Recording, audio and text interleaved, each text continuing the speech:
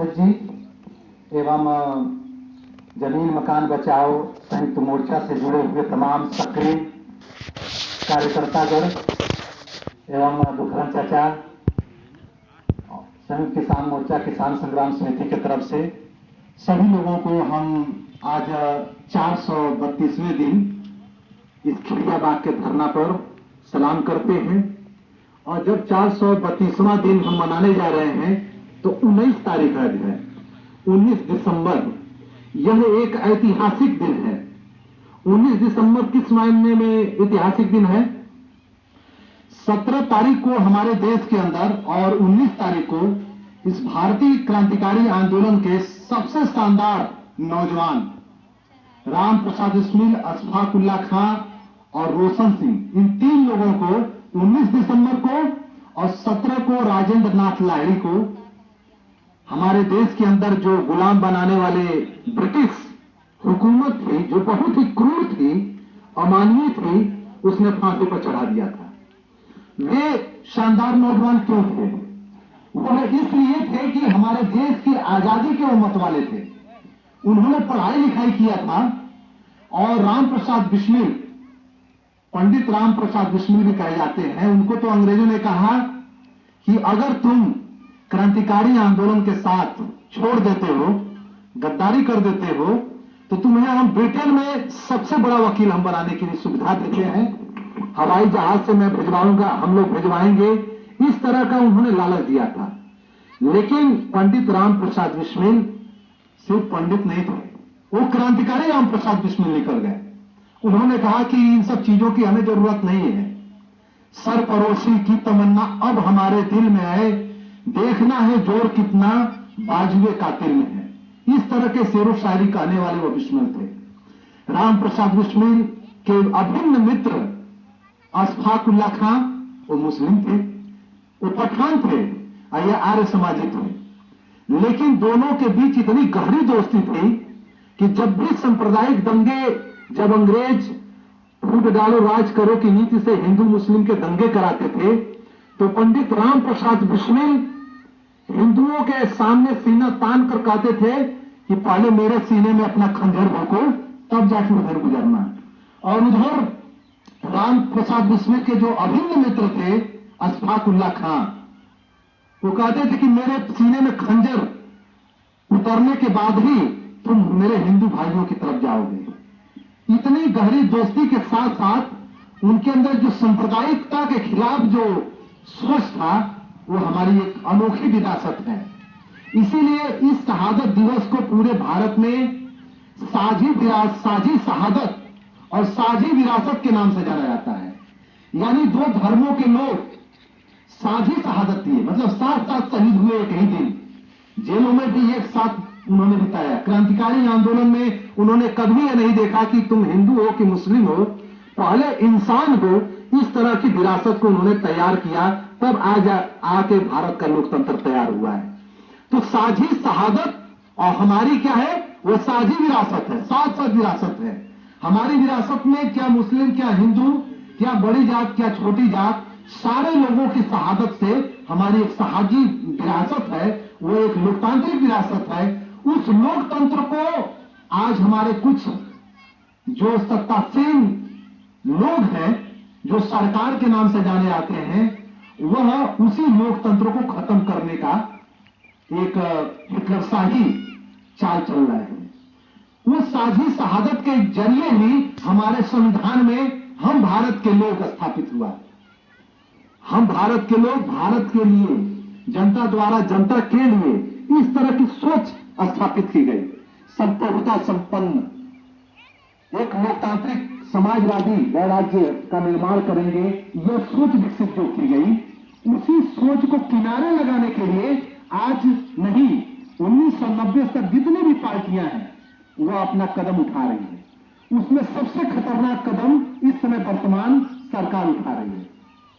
तभी तो वह शहीदों को किनारे लगाते हुए वो कर क्या रहे हैं, हमारे देश के अंदर जो हमारी ही जमीन है, हमारे देश की जो जनता है और पूरी जलवायु है, जिससे मिलकर ये भारत बनता है, उस भारत को वह नेस्तनाबूद करने की तरफ ले जा रहे हैं। और एक नया कागजी भारत का निर्माण कर रहे हैं जिसमें सिर्फ कुछ चंद अरबपति होंगे। उनको दिखाकर ये भारत के विकास की बात करेंगे, कहेंगे कि भारत बहुत विकसित हो गया है। क्यों? क्योंकि अडानी दुनिया के अरबपतियों में शामिल हो गए हैं।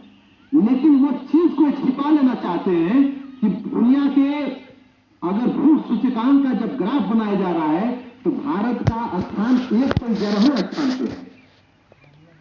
बांग्लादेश जैसे देशों से, भूटान जैसे देशों के कैटेगरी में आ चुके हैं। कुपोषण के मामले में एकदम पीछे हो गए हैं। तो इस चीज को छिपाते हुए अमीरों की कुछ अमीरी को दिखा के और कह रहे हैं कि देखिए हमारी इतना विकास हो गया है, अब हम तीसरी पारी में भी सरकार बनाने जा रहे हैं तो हम इस दुनिया में और विकसित देश बन जाएंगे। लेकिन यह एक छुपा हुआ एक घिनौना काम है जिसमें लोकतंत्र एकदम सिरे से खारिज है। लोकतंत्र का मतलब स्वतंत्रता, समानता, बंधुत्व होता है। मतलब हर व्यक्ति स्वतंत्र है तो समानता का हकदार है। लेकिन भारत में इतनी भयानक विषमता आ रही है कि एक तरफ जब भी कोई परीक्षा होती है तो आप देखेंगे ट्रेनों में ठूस ठूस के लड़के जाते हैं, अगर रिजर्वेशन भी कराए हैं तो बैठने लायक जगह नहीं होती है। इतनी भयानक विषमता हो रही है कि बेरोजगारी की मार झेल रहे नौजवान, बेरोजगारी की मार झेल रहे वे किसान जिनके खेतों में मशीनीकरण हो जाने के नाते ढेर सारे उनके काम छीन लिए गए, और मजदूर। अभी 15 तारीख को द हिंदू में अखबार में आया कि भारत में फिर किसानों की आत्महत्या बढ़ने लगी है, जिसमें महाराष्ट्र 1 नंबर पे आ गया है। हजारों की संख्या में किसान इस साल लगभग 2000 कुछ आंकड़ा था, किसान आत्महत्या किए। आखिर क्यों किसान आत्महत्या करने के लिए मजबूर है? जो पूरी दुनिया में अन्नदाता के रूप में जाना जाता है भारत का किसान, अनाज सबको खिलाने वाला, वही क्यों भूख से पीड़ित है? तो ऐसे सवाल, ढेरों हजारों सवाल हैं जो आंदोलन करने के लिए लोगों को मजबूर कर सकते हैं। हजारों, चाहे वो किसान का सवाल हो, चाहे वह मजदूर का सवाल हो, चाहे वह छात्र का सवाल हो, चाहे वह बेरोजगार का सवाल हो, या यह रोड के किनारे नहर का सवाल हो, या फुटपाथ पे काम करने वाले सब्जी बेचने वालों का सवाल हो, या खुंचा वालों का सवाल हो, ठेला वालों का सवाल हो, दुकानदारों का सवाल हो, पटरी व्यवसायियों का सवाल हो, या महिलाओं का सवाल हो, चाहे वो पढ़ी लिखी बहुएं हैं उनका सवाल हो। ऐसे हजारों सवाल आज ऐसे जिंदा हो चुके हैं जो विद्रोह करने के लिए किसी को भी मजबूर कर देंगे।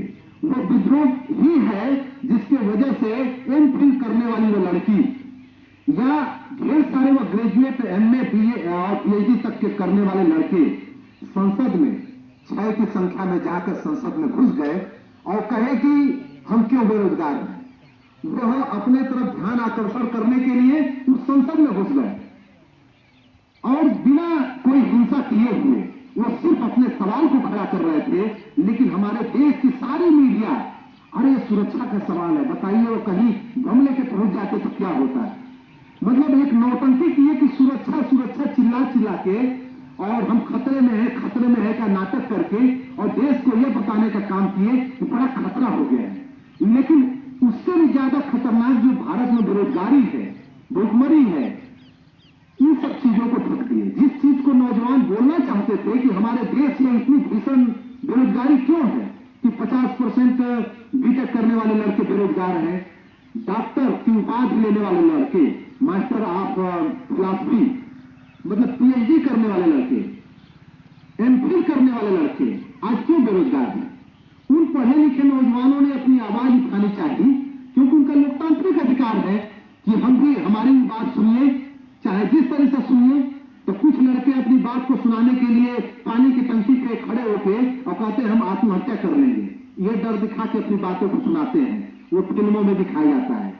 लेकिन वो लड़के तो सिर्फ संसद में जाकर ध्यान आकर्षित करना चाहते थे। तो कहा ये नहीं कहीं खतरा हो जाता, तब खतरा हुआ नहीं, हो जाता तब की बात कर रहे हैं, और बेरोजगारी के संकट से झेल रहे हैं।